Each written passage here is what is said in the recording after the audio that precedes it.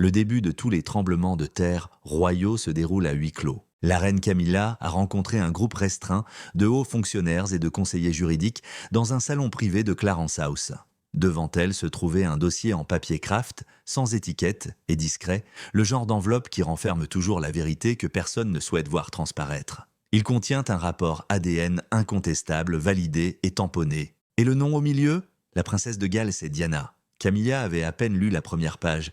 Ses doigts s'étremblaient, son visage était pâle et soudain, elle tomba au sol sans prévenir. Elle a été capturée, en toute hâte, par les serviteurs royaux. L'aile est désormais libre de toute surveillance. Ils ont dépêché un médecin royal. Le mal était fait, mais l'incident fut rapidement qualifié de trouble interne que la couronne entendait réprimer. Il s'agissait d'un changement important dans la lignée royale, et ce que Camilla lut ce matin-là était plus qu'un simple scandale. Lors d'une enquête judiciaire privée, un homme de 38 ans, jusque-là inconnu du public et menant une vie paisible sous un autre nom, aurait fourni un échantillon d'ADN. Dissimulé par des intermédiaires royaux, le laboratoire a cru qu'il s'agissait d'une formalité, d'une contestation de paternité dans une affaire classée, d'une simple rumeur étouffée par l'incessant système de contrôle des dégâts de l'entreprise. Les résultats, pourtant, étaient incontestables. La princesse de Galles, Diana, affiche un taux de correspondance de 99,9%. Une union qui aurait dû être inexistante, une union qui bouleverse tout. Durant son règne, Camilla a été confrontée à de nombreux soucis, comme la surveillance des tabloïds, la haine populaire et sa position vulnérable face au roi Charles. Pourtant, elle n'a jamais eu peur. 28 ans après sa mort, elle n'imaginait pas que Diana parviendrait à reconquérir la couronne. Ni par héritage, ni par représailles, mais seulement par le sang. Alors que le palais se prépare aux conséquences, la couronne s'empresse de mettre un terme à une histoire qui pourrait déjà être trop importante pour être ignorée. Si Diana avait un enfant élevé hors de la famille Windsor, quelles seraient les conséquences pour la succession? Quel impact cela aurait-il sur Charles? Alors qu'elle est allongée dans son salon, le souffle coupé, face à une réalité inattendue, qu'est-ce que cela implique pour la reine? Cela va au-delà d'une simple controverse, il y a un règlement de compte à apprendre. La monarchie pourrait changer à jamais. Avant les robes, la renommée internationale et la catastrophe qui ont changé à jamais son identité et son époque, la princesse Diana n'était qu'une jeune femme vivant au vu et au su de tous. Même avant d'être la femme la plus photographiée au monde, sa vie n'avait jamais vraiment été privée. Des fragments de meurtres manquants, des fragments d'un temps qu'elle n'a jamais expliqué, et des moments qui ont disparu sans laisser de traces, même après avoir été scrutés par les biographes royaux, les journalistes de la presse à scandale et les observateurs du palais. Et aujourd'hui, suite à cette surprenante révélation ADN, ces mois oubliés sont réexaminés de manière médico-légale. Il s'avère que Diana a bel et bien disparu de la vie publique pendant une période étrange au début des années 1980. Les raisons habituelles s'appliquaient spécifiquement entre ses fiançailles avec Charles en février 1981 et la naissance du prince William en juin 1982, des manières royales sensibles, une aversion pour la pression médiatique et un désir de décompresser. Mais les timings ne sont pas toujours cohérents. Les rendez-vous furent annulés, les voyages à l'étranger furent retardés. Le retrait de Diana de la vie publique fut particulièrement significatif car on attendait d'elle qu'elle assume publiquement sa nouvelle fonction royale. Elle était fatiguée selon le palais. Elle était bouleversée selon ses amis. Mais certains soupçonnaient quelque chose de bien plus complexe. Les spéculations ont commencé à se répandre. Des rumeurs silencieuses. Rien qui ne serait jamais publié. Diana avait passé ses années pré-royales à développer un lien affectif étroit avec quelqu'un. Un proche du palais qui pouvait être un membre du service royal ou un médecin. Dans ses moments les plus faibles, elle avait placé sa confiance en lui. Plus inquiétant encore, ce lien aurait pu perdurer pendant les premiers mois du mariage, plus longtemps qu'on ne l'aurait cru. Personne n'était prêt à l'assumer sur le moment, surtout pas à l'approche d'un mariage. Pas quand tout le monde a les yeux rivés sur la jeune mariée. L'existence de la couronne dépendait fortement de l'image de Diana, pure, innocente et virginale. Elle aurait pu avoir un amant, ou un enfant pire encore, inconcevable. C'est inacceptable. Plus que tout, impossible à publier. Les questions furent ainsi dissimulées. Avec son calme habituel, ses distractions et ses séances photos bien choisies, le palais continua son cours habituel. Diana ne parla jamais de cette époque, que ce soit par devoir ou par chagrin. Elle s'est avancée. Charles est l'époux. Il a engendré un successeur. Malgré cela, elle accomplit son acte. Cependant, les failles de la chronologie royale et les mois manquants persistèrent. Et ils sont réexaminés sous un angle bien différent aujourd'hui, des décennies plus tard. Car aujourd'hui, ce qui semblait être de la solitude est aperçu comme une dissimulation. On dirait désormais un effacement délibéré, là où cela semblait autrefois relever de la discrétion royale. Est-il possible que Diana soit tombée enceinte avant William et ait accouché en secret? L'idée que Diana ait pu avoir une grossesse secrète durant ses premières années au sein de la famille royale est restée subtilement populaire ces dernières années, uniquement parmi les enquêteurs les plus aventureux. Enlevé à la naissance, adopté sous de faux prétextes, voire dissimulé à l'étranger, l'enfant peut provenir d'une relation passée ou d'une relation étouffée par l'entreprise. Qu'y a-t-il? Conserver la couronne, garder précieusement la photo, maintenir le chaos à distance. Maintenant qu'un homme prétendant être son fils biologique a fourni des preuves ADN, ces histoires jusqu'alors inédites paraissent d'une plausibilité troublante. Un homme du même âge, sans ascendance connue, mais ayant eu de vagues liens avec les milieux aisés britanniques durant son enfance, a récemment soumis un échantillon d'ADN à un laboratoire privé pour des raisons privées, provoquant un tollé au sein de la famille royale lorsque les résultats ont révélé un lien maternel direct avec Diana Spencer. Ce n'est plus une simple conjecture désormais. C'est scientifique. Il n'y a plus de mystère autour des mois disparus de Diana. Selon le palais de Buckingham, il pourrait détenir le secret d'un trésor royal qui périrait avec elle. Toute l'histoire de la princesse Diana est connue depuis des décennies. Son héritage, son mariage, sa maternité et ses chagrins. Tout le monde se souvient de ses paroles, observe chacun de ses pas et pleure sa disparition. Cependant, il manque un chapitre, au-delà des images et du récit du conte de fées. Il n'y a jamais eu la moindre mention de l'enfant, ni de présentation, ni de photo. Jusqu'à présent, l'idée que Diana ait eu un troisième enfant, né en secret et élevé loin du palais et du grand public, ressemblait à une conspiration, à de la poudre aux yeux et à un fantasme inventé par des personnes qui ne voulaient pas la laisser partir. Ce fantasme, cependant, commence à ressembler à un fait dangereusement dissimulé à mesure que les rumeurs se transforment en modèles et que des documents font surface. Les proches de la famille royale cirent désormais de nombreux exemples marquants où Diana a semblé perturbée par une déclaration tacite. Je n'ai jamais évoqué la perte à laquelle elle faisait allusion dans des courriels privés à ses amis. Elle a décrit un sentiment de trahison, la pression d'oublier et la crainte des conséquences de la révélation de la vérité lors de séances de thérapie révélées ultérieurement aux médias. On pensait qu'elle faisait allusion à l'échec de son mariage avec Charles ou à la manière dont elle était traitée par la monarchie à l'époque. Avec le recul, cependant, le ton de ces phrases obscures prend une tournure plus profonde et personnelle. Une jeune femme aurait été emmenée pendant plusieurs mois sur instruction du palais, mais ces informations n'ont jamais été vérifiées. Selon certains, elle aurait été une doublure. D'autres affirment qu'elle aurait participé à une étude scientifique, avec de vagues de liens avec la famille royale, ou elle aurait subi une insémination artificielle pour des tests de fertilité. Les rumeurs selon lesquelles les ovules de Diana auraient été utilisés, consciemment ou non, dans une expérience contrôlée visant à tester sa capacité à engendrer des héritiers royaux étaient encore plus étranges. Peut-être un peu irréaliste. Cependant, avec la découverte de l'ADN, toutes les idées qui avaient été facilement écartées sont devenues moins réalistes. Le personnage principal, un homme d'une trentaine d'années, affirme ne pas savoir qui étaient ses parents d'origine. Ayant grandi à l'étranger, on lui disait souvent qu'il avait été adopté. Mais plus il grandissait, plus ses soupçons s'accumulaient. La Grande-Bretagne était la destination de son apparence, de ses habitudes et même de son lien ténu avec les sociétés aristocratiques.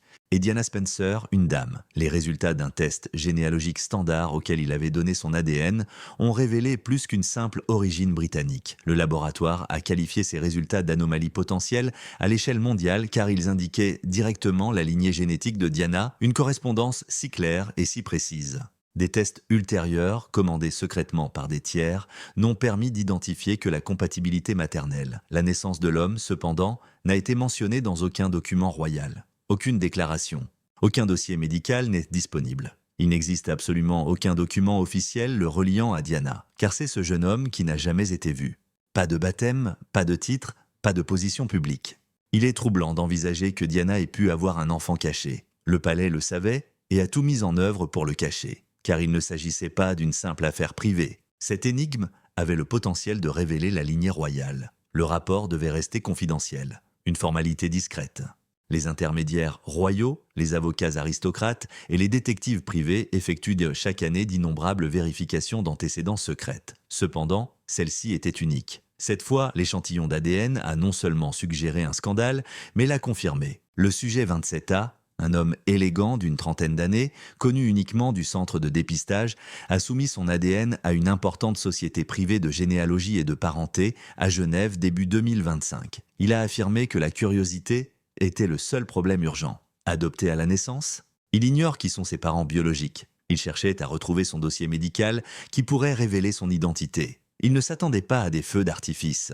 Mais le feu d'artifice a éclaté. Les résultats étaient en sans appel. Il montrait une compatibilité maternelle à 99,9% avec la défunte princesse de Galles, Diana Frances Spencer. Le personnel du laboratoire a d'abord pensé qu'il y avait eu une erreur, une modification, une fraude. Des recherches ultérieures, de nouveaux tests et des recoupements avec les données génétiques publiques de Diana, conservées à des fins médico-légales et après son terrible accident de 1997, ont néanmoins abouti au même résultat. Son ADN a été retrouvé chez cet homme, complètement, incontestablement. La nouvelle fut si choquante que le directeur du laboratoire alerta secrètement un contact ayant des liens avec le MI5, une voie détournée souvent utilisée dans les affaires critiques d'identité nationale. C'est alors que la Maison Royale fut impliquée. Le rapport a été obtenu par le personnel de Royal Legal Team en quelques jours. Des accords de confidentialité ont été conclus. Les employés étaient tenus de respecter des accords de confidentialité stricts. Le sujet 27A a été secrètement observé, surveillé. Mais quelqu'un a fait une erreur. Le dossier est ainsi tombé entre les mains de la reine Camilla. Tôt le matin, anticipant une nouvelle série de briefings de routine, elle l'a reçu. À la place, elle ouvrit une simple enveloppe contenant seulement 3 papiers, épais, cliniques et sales. On y trouvait le nom, l'âge et le profil général du sujet. Avec une correspondance ADN maternelle à 99,9%, Diana Frances Spencer est au cœur de tout. Les assistants de Camilla ont dit qu'elle avait les mains tremblantes. Elle parlait d'une voix rauque. Non, dit-elle, ce n'est pas faisable. Elle s'effondra alors que la pièce autour d'elle devenait brumeuse. Au bout de quelques minutes, elle reprit ses esprits, mais tout était différent. Considérant qu'il ne s'agissait pas d'un oui-dire. Ce n'était ni un titre de tabloïd de supermarché, ni une simple conversation. C'était une preuve. Des éléments suggèrent que Diana aurait pu avoir un enfant en secret. D'autres suggèrent que les monarques auraient pu vouloir le cacher, qu'ils le sachent ou non. D'autres éléments suggèrent que le frère ou la sœur non identifiés des princes William et Harry pourrait être une personne réservée, inconnue du monde extérieur. Les conséquences furent dévastatrices pour Camilla. Tout ce pourquoi elle s'était battue, son statut instable, sa quête de légitimité de plusieurs décennies et son acceptation difficile par le peuple britannique, tout cela risquait d'être soudainement anéanti si le monde la prenait. Car Diana était de retour, mais cette fois, elle était de sang et non un fantôme. Et Buckingham Palace aussi? L'heure était venue pour eux de faire face à un jugement sans précédent. La reine Camilla avait cru pendant des années que les fantômes avaient été enterrés. Elle avait supporté les regards en coin, les railleries et des décennies passées à être cataloguée comme l'autre femme dans un triangle amoureux qui faisait la une de tous les journaux du monde. Même après la disparition de Diana, elle avait patiemment attendu, captivant le monde. Après toute la douleur et le mépris public, elle avait été couronnée reine consort avec Charles, souriant malgré le silence public et supportant des accueils glaciaux. Un test ADN et un document, cependant, menacèrent de tout détruire. Elle a craqué, a déclaré un assistant royal qui a requis l'anonymat. Ce n'était pas que des larmes. Puis ce fut la panique. La colère en était la cause, la raison, la peur. À Clarence House, Camilla s'est effondrée en recevant les résultats de son test ADN. Elle aurait interrogé la salle à son réveil. Quelqu'un d'autre le sait-il? Elle parlait d'une voix basse, tendue et terrifiée. La science ne l'intéressait pas. C'était une science indiscutable. La réaction du monde l'inquiétait. Diana était plus qu'une ancienne princesse ou un personnage triste, et Camilla le savait mieux que quiconque. Diana était une figure mythologique intemporelle, incarnant l'élégance, la douleur et l'innocence. De plus, Diana aurait suscité une vague de compassion publique si l'on révélait qu'elle avait un enfant caché, un exemple vivant de son héritage. Le fait que Camilla soit devenue reine soudainement importait peu. Même si elle avait attendu des décennies pour obtenir la couronne, cela n'aurait eu aucune importance. Diana serait détruite par son enfant, par son sang. Camilla s'inquiétait de bien plus que des mauvaises nouvelles. Elle craignait un effondrement total de la stabilité royale. L'indignation populaire, les appels à reconnaître ce fils comme successeur légitime et les pressions exercées sur le roi Charles pour qu'il le rencontre ont suscité des interrogations quant à la légitimité du roi, notamment au vu des récents scandales et des divisions familiales.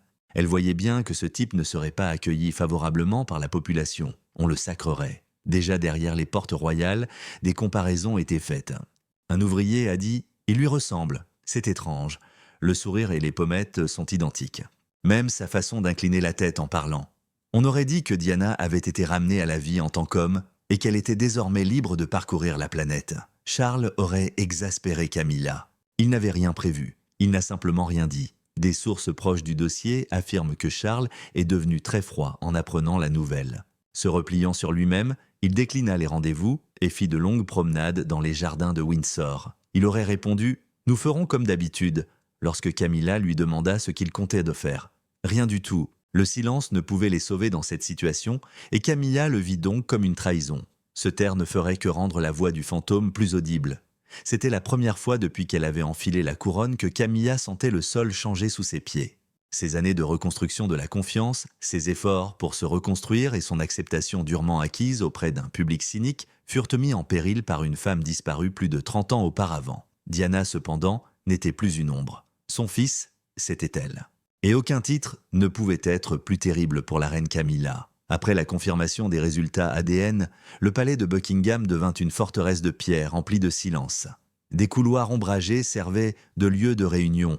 Des téléphones ont été saisis. Les portes normalement ouvertes ont été fermées, gardées et surveillées. Il y a eu des scandales, des adultères, des abdications et même une interview royale qui a ruiné une famille du palais par le passé. Cette fois, cependant, c'était différent. La rumeur était fausse. C'était une preuve. Et les conséquences allaient au-delà de sa propre vie. Elles étaient conformes à la Constitution. Si Diana avait eu un enfant qui avait survécu, et que cet enfant était incontestablement son enfant biologique, la dynastie royale elle-même pourrait être remise en question. Les médias n'ont rien su, personne n'a pu le savoir. Pas encore. Pas lorsque la monarchie se défendait frénétiquement. La première préoccupation était de contenir le virus. Peu après la chute de Camilla, une équipe d'assistants fiables a mis en place ce que les initiés appellent le protocole Windsor, une stratégie de réponse aux crises rarement utilisée, destinée à stopper brutalement les fuites. Ils ont pris le rapport ADN. Les traces numériques ont été éliminées. L'équipe juridique royale a versé une somme à 7 chiffres au laboratoire privé suisse qui a effectué le test et a émis une ordonnance de confidentialité permanente.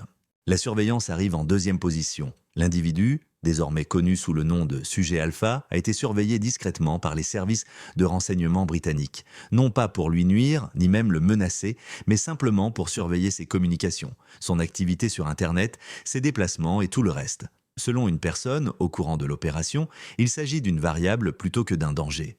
De plus, certaines variables peuvent être néfastes. Le silence arrive en troisième position. Un confinement d'urgence a été instauré au Bureau royal des communications. Des contacts personnels ont été établis avec des journalistes qui avaient eu connaissance de l'affaire. D'autres ont reçu des avertissements. D'autres encore ont reçu des récompenses. Plusieurs rédacteurs en chef ont exprimé leurs inquiétudes concernant la multiplication des accords de confidentialité, la mise sous scellé de documents judiciaires et les problèmes techniques inattendus dans les salles de rédaction. Pourtant, personne n'a osé aller trop loin. Le concept était simple. Finalement, si la nouvelle fuite, il est temps d'élaborer un plan. Examinons les intentions de cet homme. La prochaine action du roi, ou plutôt son absence, doit être planifiée. Mais tous les membres du palais n'étaient pas d'accord. Le prince William aurait exprimé son indignation silencieuse de ne pas avoir été informé plus tôt. En diplomate invétéré, Kate aurait suggéré la tranquillité, se demandant pourquoi elle et son mari n'avaient pas été informés. Lorsque la vérité fut finalement révélée, plusieurs membres influents de la famille royale pensèrent que les faits seraient d'autant plus dramatiques que le secret serait maintenu. On raconte que même la princesse Anne, réputée pour son dévouement indéfectible envers la compagnie, aurait déclaré « Nous avons survécu à pire, mais nous n'avons jamais survécu au retour de Diana ». Au milieu de tout cela, Camilla restait immobile. Son sang-froid habituel et sa capacité à gérer le stress avec dignité et courage étaient de perturber. Elle voyait maintenant s'effondrer l'institution pour laquelle elle avait tant lutté pour être acceptée. Car le problème ne se limitait pas à un seul enfant caché. Le palais ne s'attendait pas à ce que l'enfant de Diana ait quoi que ce soit. La vérité. De plus, le monde aime la vérité, surtout lorsqu'elle met en scène le visage de Diana. Même l'entreprise a compris qu'elle ne pourrait pas échapper au sang, même lorsque la machine à panique était à pleine puissance. C'était un homme traqué, maîtrisé et emprisonné pendant des semaines.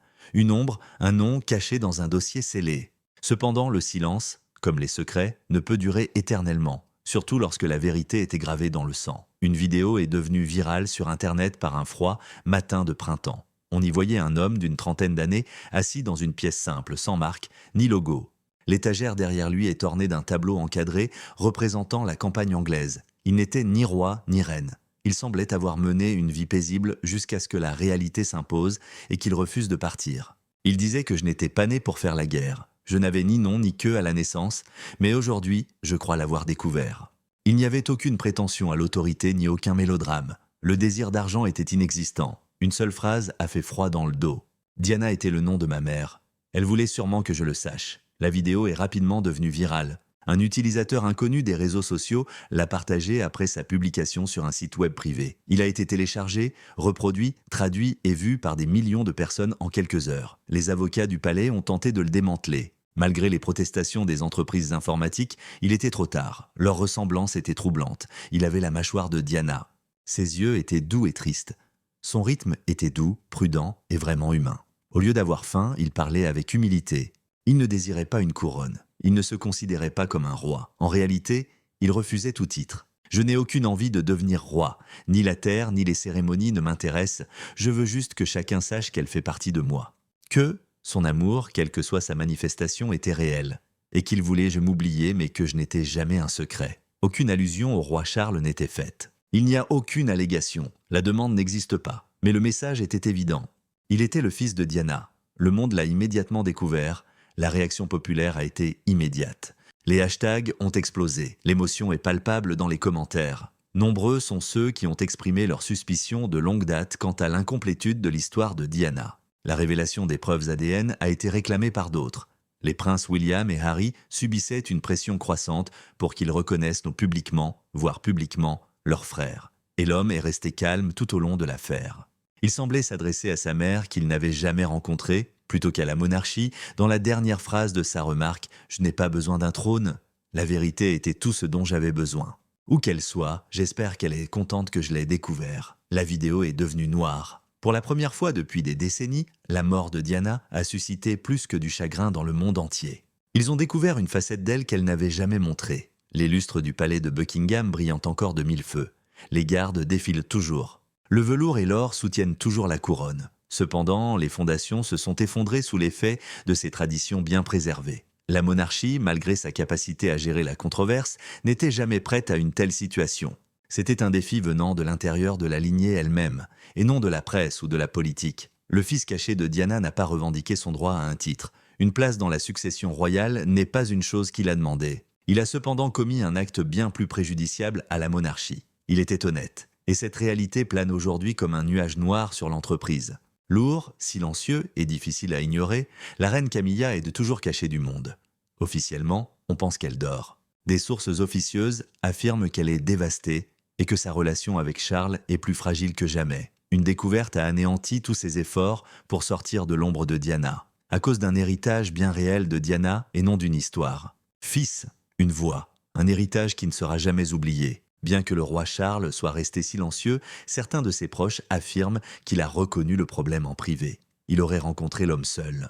Il n'y a pas de caméra, aucun assistant n'est présent. Juste un moment seul avec une figure paternelle et les répercussions de la femme qu'il n'avait pas pu embrasser. La population est également divisée. Certains sont favorables à la reconnaissance.